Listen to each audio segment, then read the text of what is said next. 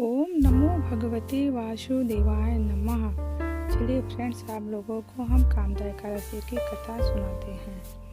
धर्मराज युधिष्ठिर कहने लगे कि हे भगवान, मैं आपको कोटि कोटि नमस्कार करता हूँ। अब आप कृपा करके चैत्र शुक्ल एकादशी का महात्म्य की कहिए। श्री कृष्ण कहने लगे कि हे धर्मराज, यही प्रश्न एक समय राजा दिलीप ने गुरु वशिष्ठ जी से किया था और जो समाधान उन्होंने किया वो सब मैं तुमसे कहता हूँ। प्राचीन काल में भोगीपुर नामक एक नगर था।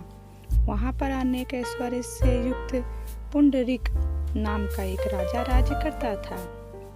भोगीपुर नाम नगर में अनेक अप्सरा, किन्नर तथा गंधर्व वास करते थे। उनमें से एक जगह ललिता और ललित नाम के दो स्त्री पुरुष अत्यंत वैभवशाली घर में निवास करते थे। उन दोनों में अत्यंत स्नेह था, यहाँ तक कि अलग अलग हो जाने पर दोनों व्याकुल हो जाते थे। एक समय पुंडरीक की सभा में अन्य गंधर्वों सहित ललित भी गान कर रहा था। गाते गाते उसको अपनी प्रिय ललिता का ध्यान आ गया और उसका स्वर भंग होने के कारण गाने का स्वरूप बिगड़ गया। ललित के मन के भाव जानकर कारकोट नामक नाग ने पद भंग होने का कारण राजा से कह दिया। तब पुड़ित ने क्रोध पूर्वक कहा कि तू मेरे सामने गाता हुआ अपनी स्त्री का स्मरण कर रहा है, अतः तू कच्चा मांस और मनुष्यों को खाने वाला राक्षस बनकर अपने किए कर्म का फल भोग। पुंडरीक के श्राप से ललित उसी क्षण महाकाय विशाल राक्षस हो गया।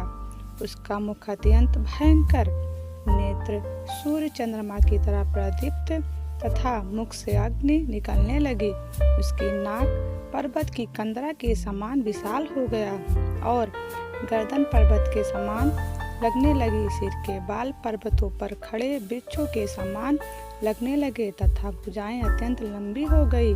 कुल मिलाकर उसका शरीर 8 योजन के विस्तार में हो गया। इस प्रकार राक्षस होकर वह अनेक प्रकार के दुख भोगने लगा। जब उसकी प्रियतमा ललिता को यह वृत्तांत मालूम हुआ तो उसे अत्यंत खेद हुआ और वह अपने पति के उद्धार का यत्न सोचने लगी। वह राक्षस अनेक प्रकार के घोर दुख सहता हुआ घने जंगलों में रहने लगा। उसकी स्त्री उसके पीछे पीछे जाती और विलाप करती रहती। एक बार ललिता अपने पति के पीछे घूमते घूमते विंध्याचल पर्वत पर पहुंच गई, जहां पर से श्रृंगी ऋषि का आश्रम था। ललिता शीघ्र ही श्रृंगी के आश्रम में गई और विनती भाव से प्रार्थना करने लगी। उसे देखकर श्रृंगी बोले कि हे सुभगे, तुम कौन हो और यहाँ किस लिए आई हो? ललिता बोली कि मैं, हे महामुनि, मेरा नाम ललिता है। मेरे पति राजा पुंडरीक के श्राप से विशाल काय राक्षस हो गया है। इसका मुझको महान दुख है। उसके उद्धार का कोई उपाय बताइए।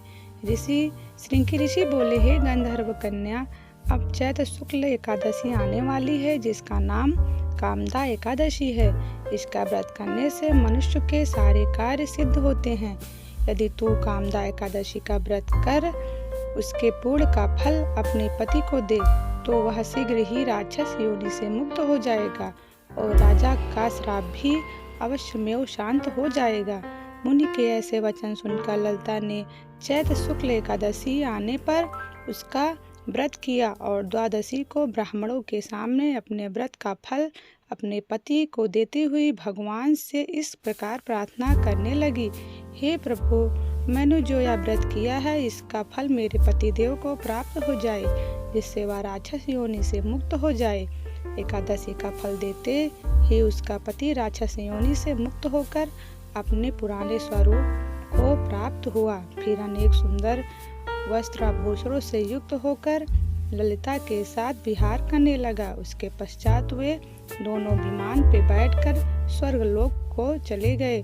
वशिष्ठ मुनि कहने लगे कि हे राजन, इस व्रत को विधि पूर्वक करने से समस्त पाप नाश हो जाते हैं तथा राक्षस आदि की योनि भी छूट जाती है। संसार में इसके बराबर कोई और दूसरा व्रत नहीं है।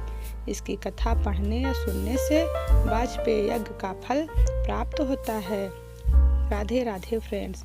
हे फ्रेंड्स, कृपया मेरे वीडियो को लाइक करें और ज़्यादा से ज़्यादा शेयर करें। वीडियो देखने के लिए बहुत बहुत धन्यवाद और हमें सब्सक्राइब करना ना भूलें, क्योंकि आपके एक सब्सक्राइब से, लाइक से हमें मोटिवेट मिलता है कि हम अच्छे वीडियो आपके लिए ज़रूर लाएं चैनल पर।